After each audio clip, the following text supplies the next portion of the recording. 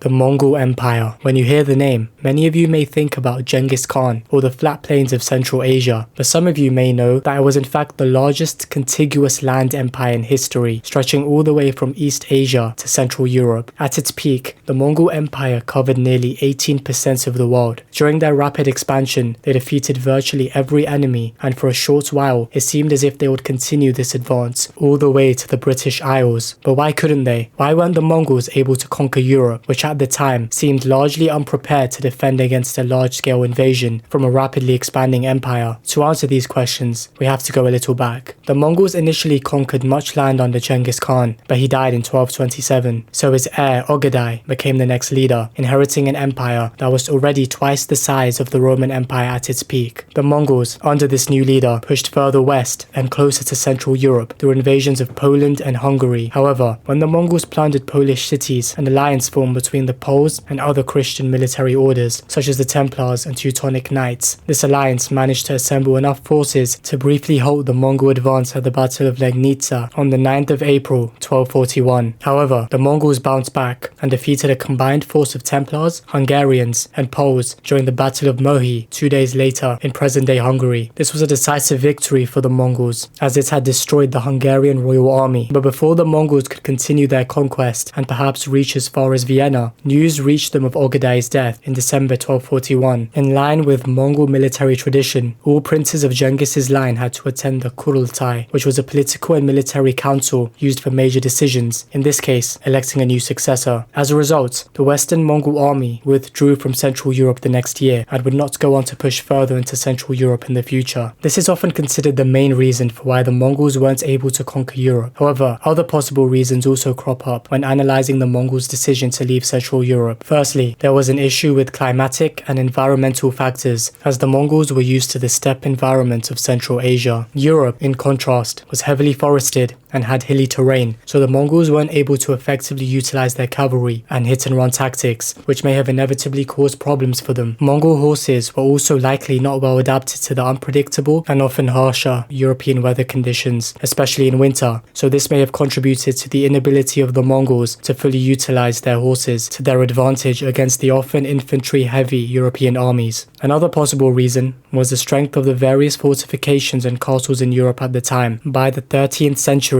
European castles had developed into formidable defensive structures with gatehouses, thick stone walls, towers, moats, and other features which made it very difficult to overwhelm it without being dragged into a long siege. Even though the Mongols were skilled at building and using siege engines, European castles posed an intimidating barrier that would often require specialized knowledge and prolonged sieges in order to conquer. This would have drawn the Mongols into protracted sieges, which was in stark contrast to their usual tactics, which relied on speed, and would likely have left them exposed to the harsh winter conditions and the possibility of European counterattacks. As a result, even though Mongols may have been able to take the castles, it would have likely forced them to engage in a prolonged siege, which would limit their maneuverability and speed, which they heavily relied on to win battles and campaigns.